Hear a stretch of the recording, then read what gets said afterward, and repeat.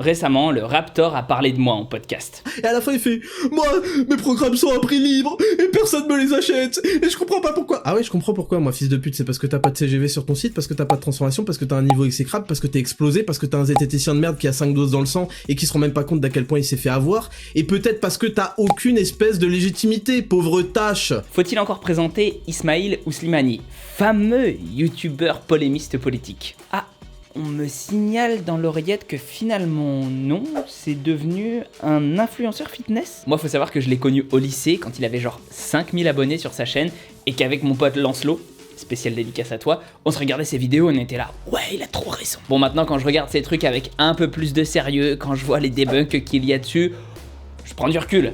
Mais bon, on a tous eu 17 ans à un moment. Mais en effet, il a opéré sa transition de genre de contenu depuis un certain temps. Maintenant, c'est un homme sandwich pour ses propres contenus. Et vous savez quoi? Contrairement à mon pote Antoine Goya, moi, ça me dérange pas. Parce que je suis aussi un vendeur. Oui, pardonnez-moi mon père parce que j'ai vendu. Ouais, je vends des formations, un e-book, des services de coaching, mais j'ai 3 règles. Que le prix vaille le coup, à savoir que tu en as pour ton argent, que le produit fonctionne et que les arguments marketing ne soient pas mensongers. Si tout cela est respecté, que demande le peuple? Mais pourquoi le Raptor est énervé? Parce qu'il ne respecte pas totalement ses règles et que je lui ai fait remarquer avec mon tact légendaire dans un thread Twitter.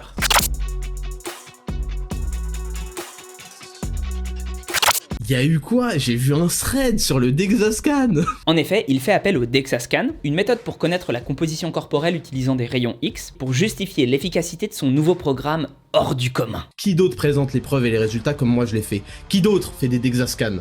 J'en ai fait 2. J'ai donc montré en quoi le DexaScan était globalement une méthode peu fiable pour affirmer ce qu'il dit, en me fondant sur des articles utilisant des sources scientifiques solides, comme à l'habitude de la maison. Mais je vais lire le thread, ce sera plus simple. Le Raptor semble avoir utilisé l'argument, je ne retrouve nulle part la vidéo en ligne et je ne suis pas assidûment son contenu. Regardez, j'ai des résultats visibles avec un DexaScan. Du coup, croyez-moi, je suis compétent en la musculation. À tel point que quand on le critique, ses groupies disent « Ok, mais est-ce que tu as un meilleur DexaScan que lui ?» Laissez-moi vous prouver comment le famoso Raptor, s'il a vraiment dit ça, j'ai pas vu cette vidéo encore une fois, vous prend pour ses fidèles teubés. J'ai pas trouvé le DexaScan, en revanche j'ai trouvé ça. Il affiche 6,8% de body fat.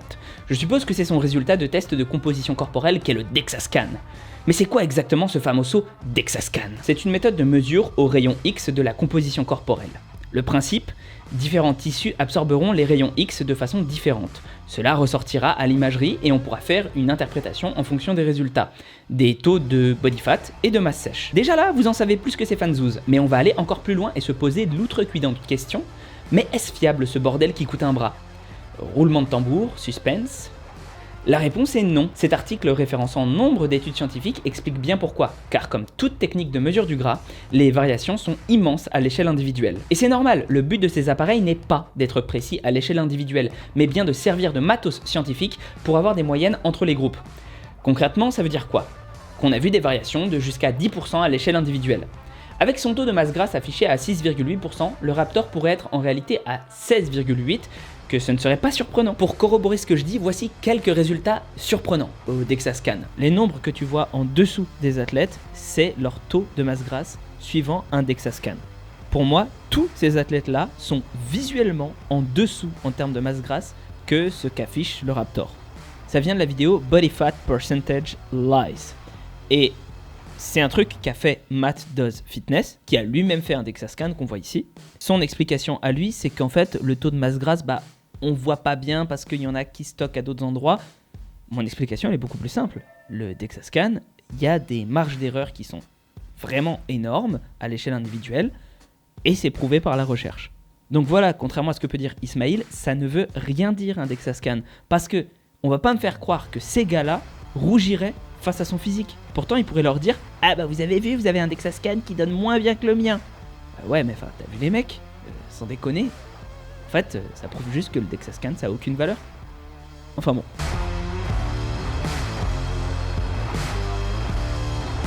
Mieux, comme ça peut varier tout le temps, il peut avoir fait des tonnes d'essais et juste vous montrer le meilleur. Je dis pas qu'il l'a fait, juste que c'est possible. D'ailleurs, ça ne ressemble clairement pas à un taux de matière grasse, oui, on dit matière grasse en France, monsieur, de 7%. Je pense qu'on dit plutôt masse grasse d'ailleurs. Mais à mon avis, matière grasse peut se dire aussi. Regardez ces schémas pour voir ce que c'est censé être chez un mec. Et je pense qu'il le sait, Mais bon, le DexaScan a parlé. Et pourquoi ça m'énerve de lire des trucs comme ça? Parce qu'on en revient toujours au même. Les mecs qui utilisent leur corps pour dire T'as vu, je suis un bon coach. Ceci n'est pas une preuve. Ça ne l'a jamais été, ça ne le sera jamais. La génétique compte pour beaucoup sur l'aspect physique qu'on pourra avoir, même en faisant les choses au mieux. Alors comment faire pour repérer un vrai expert en muscu? Je sais pas, on pourrait écouter ce que le leader mondial sur la recherche en hypertrophie a à nous dire. Spoiler, aucune mention d'un DEXA-scan ou de physique. Tiens, c'est marrant, le Raptor coche 3 mauvaises cases sur 5. Bizarre. Oui, il cherry-pick clairement, notamment sur les effets du tribulus, sur son site Raptor Nutrition. Déjà fait le debunk ici. Bref, mais pourquoi vous croyez ce type? Il a fait quoi?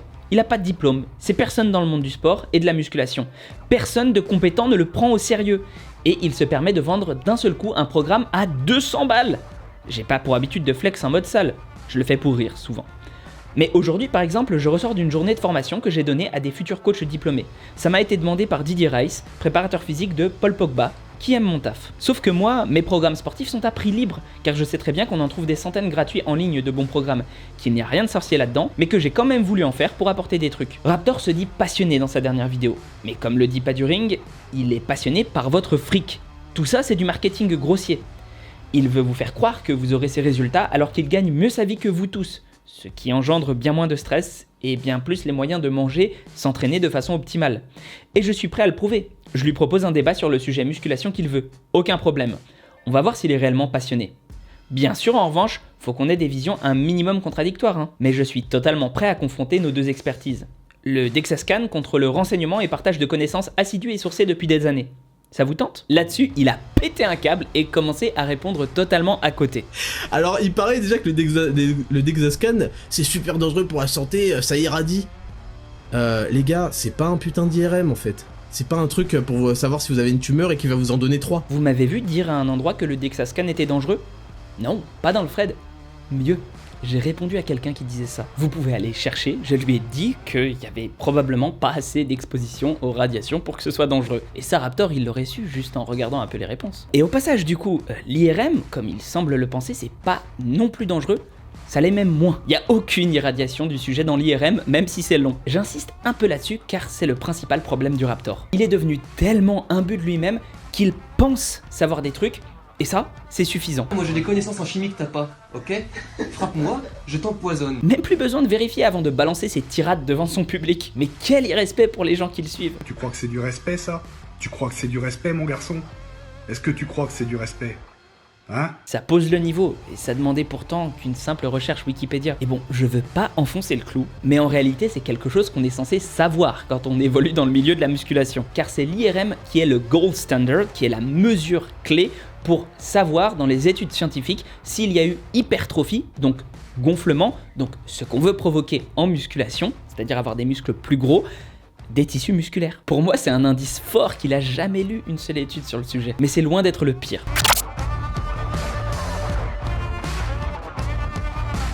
Je vous nique dans tous les domaines, si on a un qui a fait de la science, c'est moi. J'ai un putain de bac plus 5, j'ai fait des études prestigieuses, grande école d'ingénieur, à la suite de concours, 8 heures d'épreuves par jour pendant 4 semaines. Qui me teste? C'est moi! Ismail balance ensuite tout fier que lui, il a fait des études d'ingénieur, hein, il sait ce que c'est la science. Tant mieux, je suppose que du coup, tu sais aussi qu'on dit pas une aberrance statistique. Un résultat, une aberrance, comme on appelle en statistique. On peut dire une valeur aberrante ou une aberration. Une aberrance, ça n'a aucun sens. Bon, et on va me dire que je chipote, alors je vais attaquer l'argument central. Il te dit voilà, t'as tant de trucs. Voilà, dans le bras gauche, dans le bras droit, c'est super précis. Mais comme tout outil de mesure, parce que moi j'ai fait des sciences, en fait, hein, les scientifiques du dimanche, là, les vulgarisateurs qui sont juste vulgaires et lamentables. Moi j'ai fait des sciences. Donc comme tout outil de mesure, il a peut-être un pourcentage d'erreur, ça peut être 5, ça peut être 10%. Bon, soit. Bon bah je suis pas à 6,8%, je suis entre plus ou moins 10%, c'est-à-dire que je suis entre 6,2 et 7,4. C'est quand même des résultats exceptionnels, hein, au passage. Et en fait, vu que lui, c'est un espèce d'imbécile qui ne comprend pas qu'il s'humilie. À chaque fois qu'il ouvre sa gueule, c'est pour s'humilier. Il croit qu'il fait des démonstrations mesquines. Il y a 10%, alors lui, le 10% de marge d'erreur, au lieu d'être 6,8, parce que en fait, les pourcentages, fils de pute, ça se calcule par rapport à une valeur référence. Mais gros, ça c'est leçon seconde, hein, c'est seconde générale. Hein. Donc 6,8 plus ou moins 10%, c'est 6,2 et 7,4. Mais vu que lui est stupide, bah pour lui 10% d'erreur, je suis entre 7% et 17% de body fat. Pff. Oui voilà, je suis à 17% de body fat. Et non, il fallait lire l'étude que j'ai linkée. Et ouais, parce qu'elle parlait bien de points de body fat. Donc j'ai raison, c'était pas un pourcentage d'erreur. C'est ballot de se faire débunk comme une quiche sur un truc facilement vérifiable. Ça, c'est un schéma particulièrement parlant qui montre à quel point un DEXA scan est fiable pour estimer un taux de masse grasse. C'est super aléatoire à l'échelle individuelle. Si c'était précis, l'essentiel des points devrait être là. Or, on voit que c'est pas trop le cas. Bref, donc niveau science, c'est pas encore ça, Ismail. Tu iras réviser la prochaine fois. On est entre gens sérieux ici. Je suis avec des amis sérieux, comme d'habitude. Hein. Parlons rapidement maintenant de tes arguments qui ne sont que du marketing bas de gamme.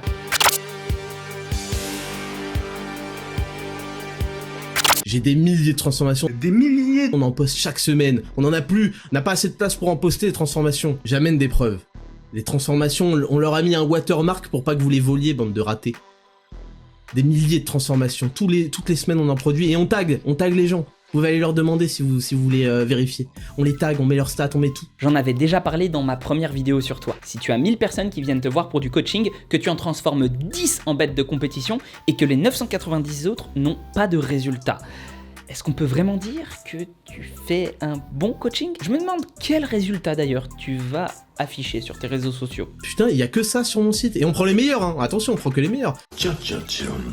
Et grâce à ton audience, bien sûr que tu embrasses du coaché. J'irai même plus loin, obtenir de superbes transformations physiques à court terme, ça veut rien dire et c'est relativement simple. Faut voir comment les gens ont évolué plus tard. Faut voir tous les points sur lesquels tu as peut-être empiré leur vie en les rendant orthorexiques par exemple. Basiquement des personnes à la fois obsédées par une alimentation parfaite ou leur physique, ce qui se rapprocherait plutôt d'ailleurs de la bigorexie. Faut également s'avouer un truc, les gens qui viennent te voir ont probablement un profil psychologique et sportif bien particulier. Sans doute que ça aide un peu à avoir des résultats d'être un droitard matrixé qui pense que le physique est plus important que tout. Pour toutes ces raisons et le fait que ça fait complexer des gens, les avant-après ne sont pas mon mode de publicité préféré. Je trouve ça malhonnête. Comme ton DEXA scan en somme. Tous les mecs qui pèsent, on va parler d'Eric Flagg et de Nassim Saïdi, tous les mecs qui pèsent, ils parlent comme moi, ils défendent la même chose que moi et ils me soutiennent. Pareil cet argument-là. Mais s'il te plaît, Nassim et Eric Flagg ne sont pas des références mondiales en fitness, musculation, tout ce que tu veux. Ce sont des influenceurs, qui plus est francophones. J'ai rien contre eux. Faut redescendre. Aucun professionnel du milieu ne te prend au sérieux et ne t'appellera par exemple pour faire une conférence sur l'hypertrophie. On sait tous que tu n'as aucune légitimité là-dedans, hein. On n'est pas dupes. Moi oui, en revanche, ça a déjà été le cas et ça le sera à nouveau. Je suis obligé d'établir la différence entre toi et moi parce que tu prends un petit peu trop la conf, Ismail. Tu te prends un peu pour un demi-dieu aux compétences transversales dans tous les domaines. C'est gênant. Moi, j'ai eu un test de QI quand j'étais petit, j'étais à 145. Voici la seule preuve qu'il m'en reste. Je te dis pas « What color is your IQ test ?» parce que je sais que c'est un mauvais argument dans le débat. Ça ne compte pas dans la discussion. Tu comprends, Ismail? Pareil, ça, ce sont mes coupes et mes médailles dans mon art martial. Je les ai mises dans une boîte tellement j'en ai et que je sais plus quoi en foutre. Et je l'utilise pas pour justifier que je t'écrase d'un point de vue réussite sportive. Ça n'a pas d'intérêt. En revanche, un truc qui a du poids, c'est de savoir si tu vends pas déjà des produits qui sont à la limite de l'utilité. Ça tombe bien, j'avais déjà fait un thread sur tes compléments. Bah, on va le lire.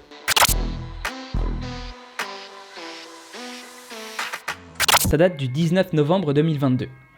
Pour ce qui est de Raptor Nutrition, les gars, j'ai checké le famoso PDF, qui est un Google Doc d'ailleurs. J'ai regardé ce qui était censé être problématique dedans. Vous êtes totalement passé à côté des vrais problèmes. Rien ne me choque dans ce qui est dit. Et je pense qu'on peut laisser le bénéfice du doute sur la provenance française. Les prix sont parfois sacrément chers au regard de la concurrence, mais s'il y a demande, il peut pas faire autrement. Non, les vrais soucis, c'est ce genre de truc. Booster physique? Mais c'est quoi ça? Oxyde de magnésium, pire forme pour l'assimilation, guarana, ginseng, gelée royale, que des trucs hyper borderline niveau efficacité. Et les quantités sont faibles. 3 gélules pour avoir une dose acceptable et encore, à coup de 3 par jour, c'est 36 balles pour 20 jours d'un truc à la limite du placebo. Pareil ici, un booster mental. 3 gélules pour avoir moins que la dose efficace reco de 300 mg du principe actif principal. Les infos viennent de Examine, d'un complément dont le niveau de preuve est globalement mauvais, et de toute façon avec un effet clinique faible. Pareil, vendre du Tribulus sans avoir honte. Pas sûr que les femmes soient le cœur de cible de la clientèle, parce que pour la testo, ça marche pas, hein. Et prière de me montrer les super études pour l'amélioration des performances sportives, parce que si c'est ça la source, faut vraiment extrapoler un max pour arriver à se regarder dans un miroir, se dire éthique et vendre du Tribulus. Etc, etc. Bref les gars, attaquez les vrais trucs, y a de quoi faire. Je crois que tu as changé 2-3 trucs depuis. Mais pour un mec qui connaît la science, C'est dommage de l'avoir laissé depuis le début. D'ailleurs, tu continues à vendre du Tribulus. S'il te plaît, Ismail, vire ça. Même si tu as mis quelques études triées sur le volet, cherry pick comme on dit dans le milieu, pour justifier d'en vendre, les gens qui n'en vendent pas et qui évaluent ça de façon objective disent que globalement, tu me pardonneras les termes, c'est de la merde. Que tu te permettes d'en vendre pour faire du blé sur le dos de ta commu, ça veut dire qu'une chose, tu n'as aucun respect pour eux. Et les gens le voient, tu as été obligé de désactiver les commentaires de ta dernière vidéo, qui n'est qu'un spot publicitaire malaisant. Tu es devenu l'ombre de toi-même, ce que tu caricaturais. Un gourou même pas bon dans ce qu'il vend. Même pas foutu de vérifier simplement pendant 5 minutes des arguments avant de répondre. L'ancien Raptor t'aurait déchiré. On va conclure là-dessus d'ailleurs. Mes programmes sont à prix libre et personne me les achète et je comprends pas pourquoi. Je ne me plains pas que les gens n'achètent pas ce que je vends. Je ne sais pas où tu as lu ça. Ou si tu as voulu dire sciemment n'importe quoi. Je déplore en revanche que des gens achètent tes trucs alors que tu montres 20 000 red flags. Je vais redire ce que je t'ai proposé sur Twitter. On se fait un débat sur le sujet sportif de ton choix qui nous oppose quand tu veux. Tu peux même ramener ta team de coachs si experts en renfort. S'ils soutiennent sans sourciller que le DexaScan est un outil de mesure fiable pour connaître le taux de masse grasse, je les prends tous. Aucune pression. Ramène tes copines, je leur casse le jean. Toi, le grand ingénieur trop intelligent, qui sait faire de la science. Toi, le king du game. Bon, autoproclamé, mais le king quand même, tu ne devrais avoir aucun mal à me détruire, n'est-ce pas? Ou alors, peut-être que t'y connais rien, que t'es pas l'expert que tu prétends être et que je viens d'en faire la démonstration. Qui sait? On se demande. Allez, prends soin de toi et à la prochaine. What color is your carrière? What color is your vie de merde? Mais surtout, répondez-leur, what color is your DexaScan? Et en fait, vu que lui, c'est un espèce d'imbécile qui ne comprend pas qu'il s'humilie. À chaque fois qu'il ouvre sa gueule, c'est pour s'humilier. Il croit qu'il fait des démonstrations mesquines.